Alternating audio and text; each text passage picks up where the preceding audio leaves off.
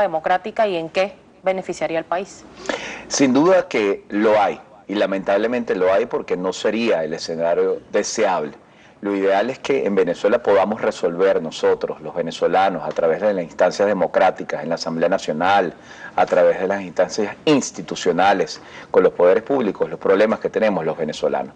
Pero debido a todas estas trabas que ha impuesto el Tribunal Supremo de Justicia para que el pueblo se pueda expresar democráticamente, debido a ya 12 sentencias del Tribunal Supremo de Justicia que en los últimos 4 meses se ha dictado contra la Asamblea Nacional, contra la Constitución, contra la voluntad del pueblo.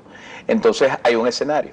El artículo 20 de la Carta Democrática señala que es un supuesto de aplicación de la Carta Democrática cuando hay una grave alteración del orden constitucional que afecta gravemente el orden democrático.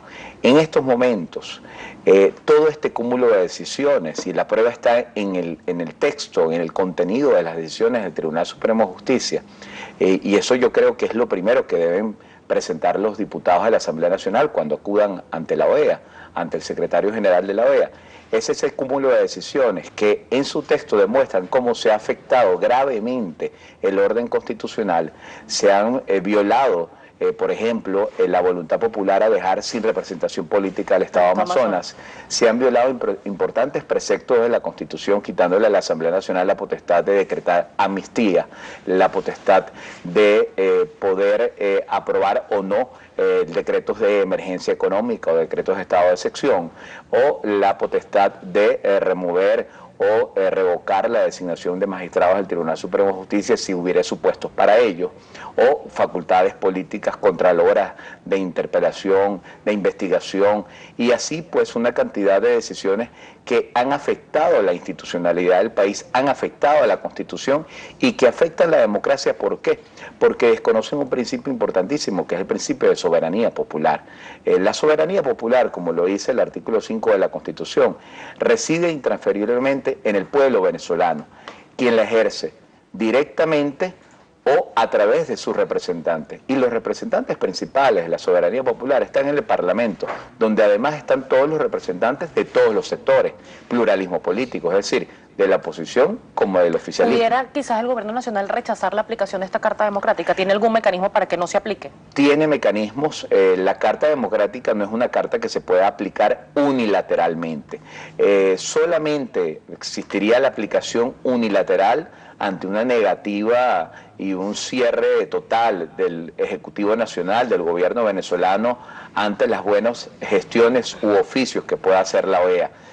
Pero para su plena aplicación, para su correcta aplicación, para su debida aplicación, en aras de aportar soluciones a los problemas que tiene Venezuela en materia democrática e institucional, la Carta Democrática necesita también el acompañamiento venezolano, y lo ideal sería que la Carta Democrática, ante la denuncia y la solicitud que haga la Asamblea Nacional, sirva para, de alguna manera, poder poner en una mesa y con la mediación de la OEA a la oposición y al gobierno, y de alguna manera allí poder dar cauce a una vía democrática electoral mediante la cual el pueblo se pueda pronunciar en las urnas sobre la permanencia en el poder o no del presidente Nicolás Maduro, como de alguna manera ya lo hizo la OEA en el año 2003, cuando el secretario general de la OEA, César Gaviria, entonces, estuvo aquí en Venezuela, y gracias a sus oficios y a la mesa de negociación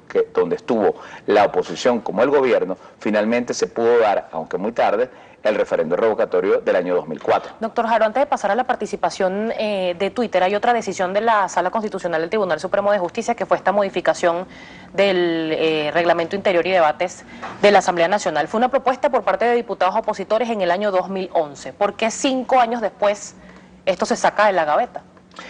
Bueno, sí, es lamentable que este tipo de cosas ocurran en el sistema judicial venezolano. Este caso, por una parte, ha debido declararse perimido, según las reglas que establece ¿Cuál es el lapso para el Tribunal Supremo de Justicia. Pasado un año de inactividad de las partes, de inactividad en el expediente, un expediente judicial, bueno, ya los abogados decimos, procede la aprehensión de la instancia o la extinción de la causa y el cierre del caso. Eso por una parte. Por otra parte, no tenía objeto entrar a decidir ese asunto ahora, en este momento, y en todo caso yo quiero decir aquí y manifestar mi opinión sobre este particular. Yo creo que el tema del reglamento interior de debates nunca ha debido llevarse al Tribunal Supremo de Justicia. Corresponde y es de manera privativa una potestad de la Asamblea Nacional regular su funcionamiento interno. Así lo dice la Constitución. Porque si fue calificado para el momento como inconstitucional por estos diputados opositores, ¿no se modificó con la instalación de la nueva Asamblea? Eso ha debido ser la Asamblea Nacional en enero de este año, y yo creo que ahí hay también una responsabilidad por parte de los diputados de la Asamblea Nacional actual.